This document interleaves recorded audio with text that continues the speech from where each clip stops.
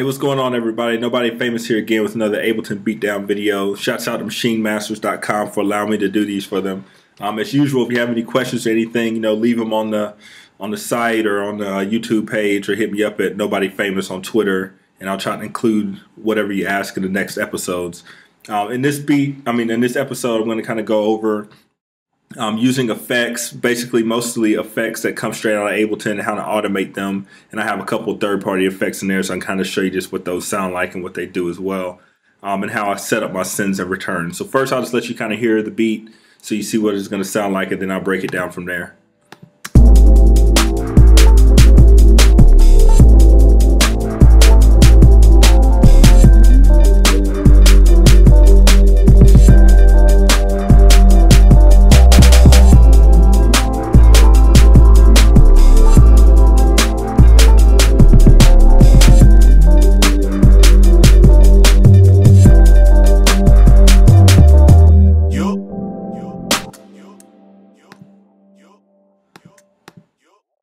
Alright, so first thing I usually do in my Ableton sessions, and just so you kind of get an idea, and you can actually save like a starter template in Ableton. So if you see down here, if I switch to views right here, I got a couple of return tracks, and you can add different return tracks and you can put effects on them. So for the first one I have a ping pong delay, and then on the second one I have a reverb, and then on my master track I have an Ultra L1 limiter, which is a third-party effect. But pretty much I start with those three effects in my basic template, session template, whatever. So every time I open up Ableton, that's what's there for me. I'm kind of giving an idea of what that sounds like. For instance, say we have, let me see where that right here.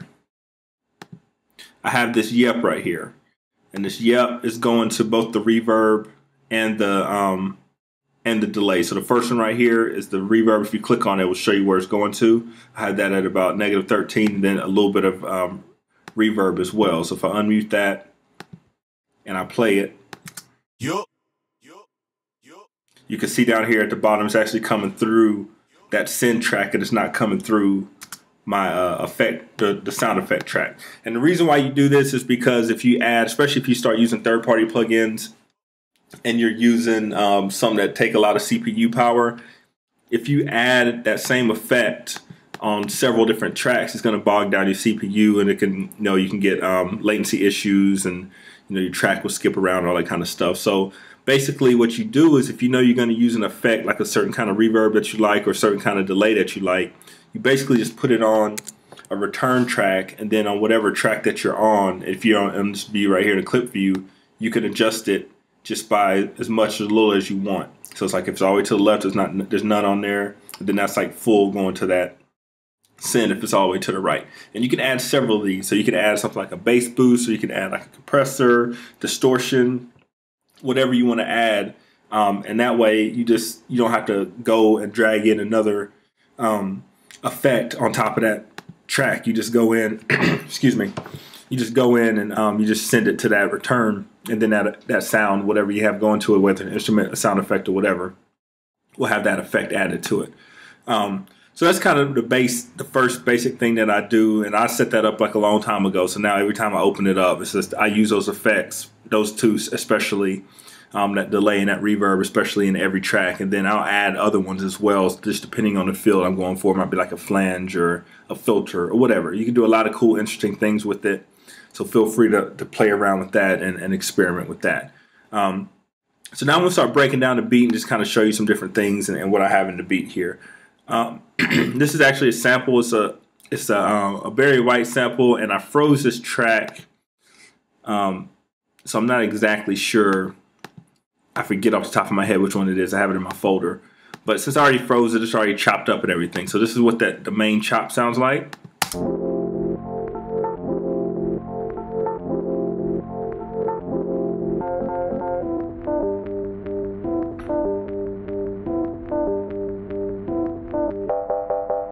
Okay, so we got a 4-bar loop with the chops.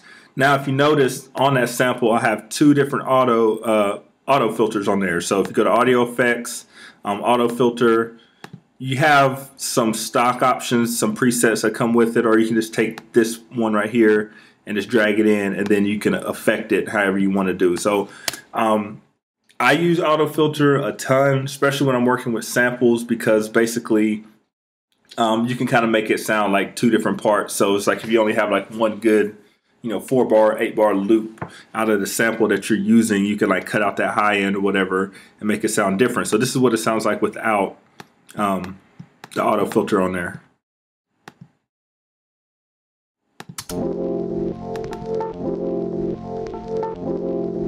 This is what it sounds like with.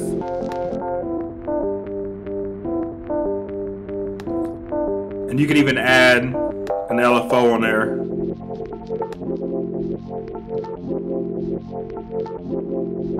So that LFO will add a lot of will add movement to it. I use that a lot as well, just so it kind of like pans left and right. And the more you turn it up, the more we'll do that. And then there's different shapes as well. I'll just use that particular shape right here because it's smooth and it just will pan like left and right real subtly if you don't turn it up too much. So basically, all I did with this auto filter, you could do it with the EQ as well. But like I said, I like using this LFO. Is cut out some of that high end with the static from the record on the turntable. And then on this part over here, you can see if I go to this auto filter, I have a little bit of automation on there. It's not much, but I'll kind of turn it up a little bit more just so you can kind of get a feel for what it does. So first I have my device on. This is my first 8 bars of the verse. So this second auto filter is going to cut on when that kicks in. So it's going. You see it's off right now.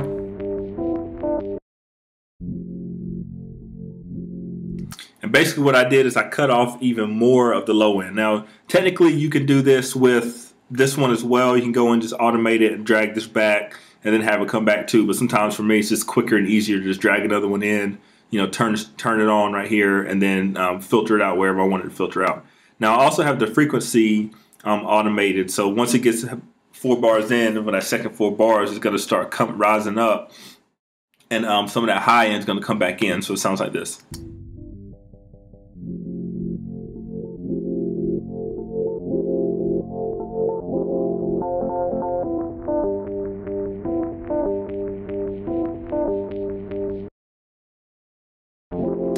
And then once I wanted it to come back in with just the original filter on there, I have that second one cut off.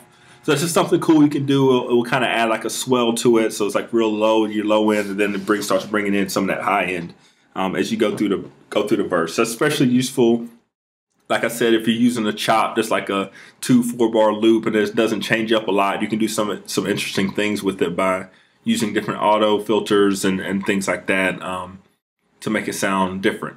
So once I had that sample part in here, for the hook right here, I have this guitar part.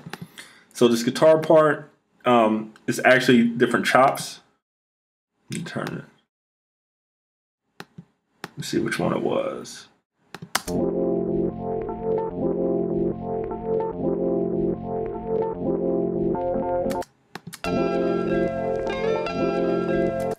Okay, so we have these different chops on the guitar part, and this is from the same sample. So this is what it looks like in the piano roll, and this is what the chops sound like.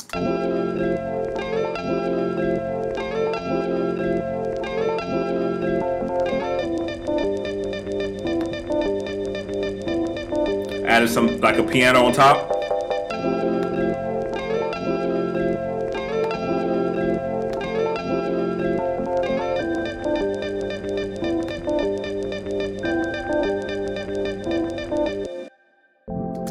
Okay, so that's what that sounds like. Those are basically, I added a piano on top of my 2 different sections from the sample. And then after that, I started adding drums. So what I did is I used an 808 kick, and it's actually tuned. So if you're using a sampler, you can just drag your sample in right here. And then basically for this kit that I had, it told me what key the sample is in. So I just look right here. It's like, okay. So I changed it to the same key right there. So once I do that, I play it. I put that bass in.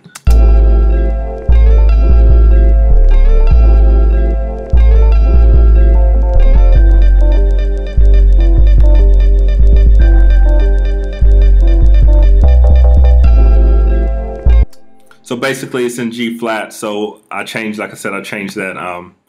I changed it to the sample right here in the actual sampler. And then I just come in, I usually change this to 0. It would be like -12.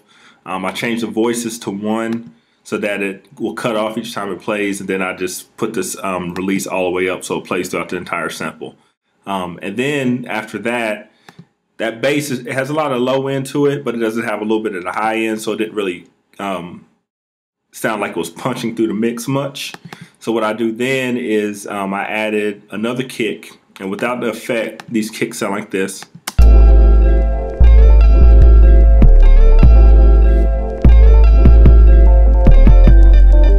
And then I added a gate, and I added an EQ, and I cut off some of that high end. So then it sounded like that. And again, the gate, the EQ, I used the EQ 8, which is right here under audio effects, and then the gate, which is right here. Then I adjusted it accordingly to how I wanted it to sound.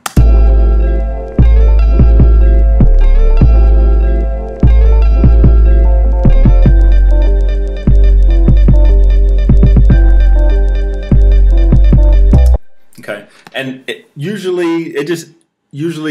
one I made this beat a little differently, and sometimes I kind of been making beats like this to where I'll actually just layer a bunch of different drums on top of each other instead of like create a kit. So I'll have like a snare and a kick and hi-hats, all that in like one drum rack. I actually kind of separate them out, and this just depends on what the feel that I'm going for. But basically what I did is I originally played this kick in, and I probably had like a snare going or whatever.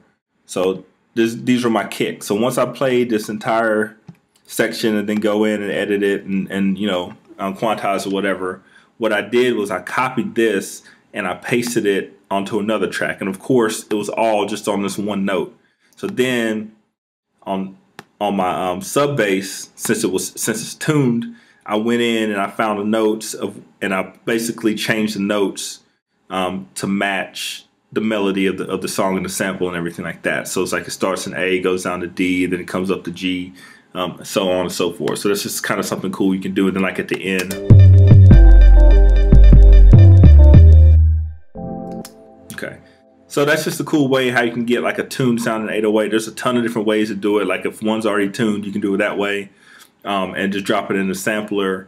You can also create a sine wave, and usually depending on the frequency that you set it on, the principle is the same. You drop it in your sampler, and then once it's in your sampler, you can, you know, pitch it up or down however you want to do it. So once I have my kick and my snare, my kick and my bass in there, I went in and I had a snare. So my snare sounds like this.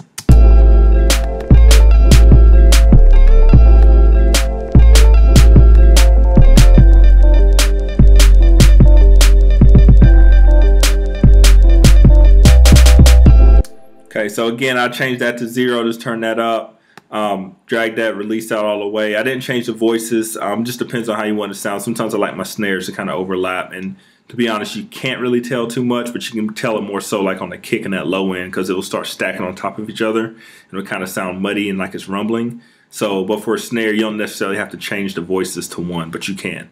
And then I added the snare compressor, which is again under audio effects, compressor, and then snare compressor, just drag it in, and then I tweak it out just a tad bit. It sounds really, really good. I've been using this on my snares for a while. Just, you know, it sounds snappy. It puts it in a mix. It sits right in a mix with a lot of 808s and even like sample based snares. So that's just kind of what I use on that. And then I started layering on top of that. I had this clap. This clap is already has some reverb on it. It just came from a kit or something like that. So basically, it sounds like this.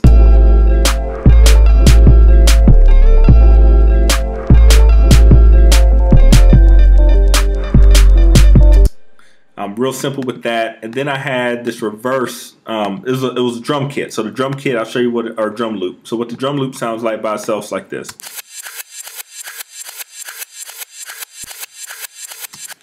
And I was like, I don't want all of that in my beat, but I like the little end of it on the end of the phrase. So I'll turn that back on and enable this automation. So basically what I have going here is at the end of every bar, there's like a little reverse out of that loop. So I went in, I put my speaker on. I turned the speaker off. So right here, if you click on here, this is speaker on and off. So I basically went in, I drew it in, and I took it down, except for that last little reverse. And every time the loop, it comes around on the loop, all right? It's 1 bar loop. So this is what it sounds like with it in there.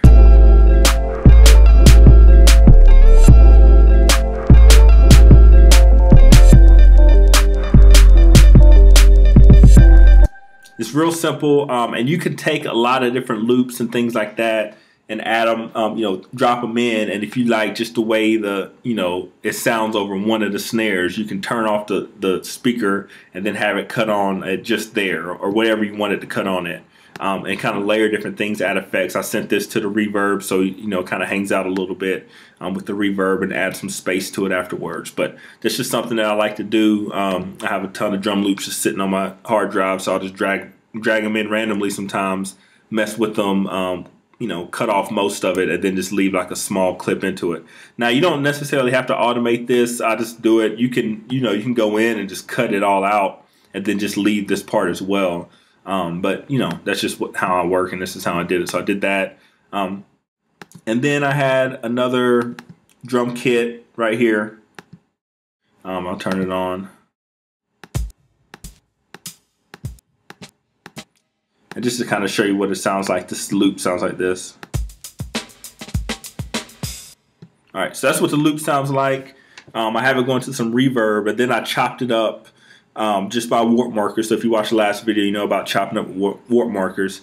And then I basically played this over the beat.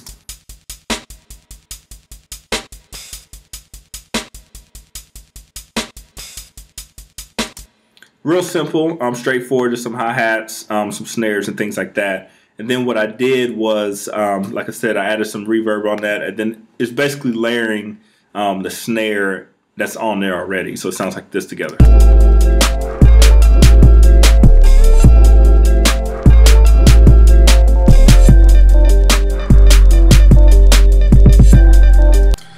And then after that, I had a drum loop from just a construction kit. The hi-hats sound like this. So you add that in with those other hi-hats.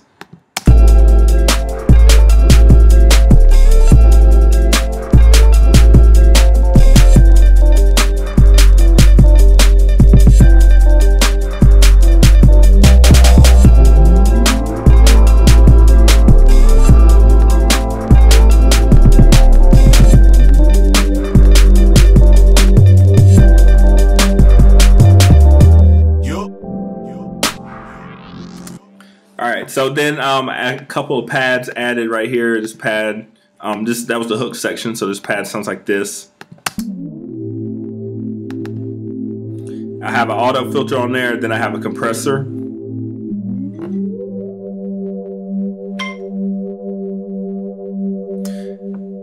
And just the way the sample is, it's only really a 2-bar or a 2 chord progression. So I just copied and paste that. This one sounds like this.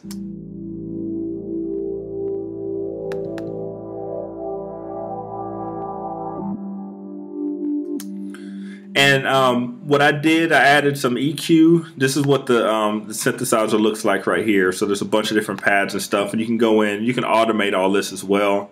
We might go over that in a different video. And then I added some EQ. I cut out the low end, and I cut out a little bit of the high. But see, I'm using an LFO, so I have that set at half a bar, so it kind of swells back and forth really slowly. I added a flanger. This is a Waves flange. So you see that modulating very slowly as well, and there's not that much going in, just about 13%. And then the Dark Hall, which is it's just a reverb from Ableton. I think it's under Reverb and Hall. Yeah, Dark Hall. I drag that in. I have it dry wet going to 16%. The more you turn up to dry wet, the more it's going to affect the sound. So I'll just kind of show you real quick.